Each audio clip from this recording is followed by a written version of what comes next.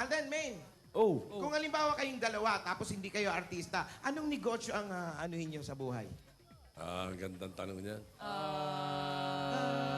Boom! Chinelas din ba? O ano? Magaling ka ba magtinda, Alden? Sapatos, Mga ganun? sapatos. Siguro mag-construction worker na lang ako. Talaga ba? Talaga ba? Construction Magaling ka ba work? sa mga ano, yung mga... Mga ganon. Tsaka para maganda yung katawan, di ba? Yes. Para pag-uwi kay misis. Nakakaloka, nagko-construction, nagko-construction, nagpa-bodybuilding. Ikaw.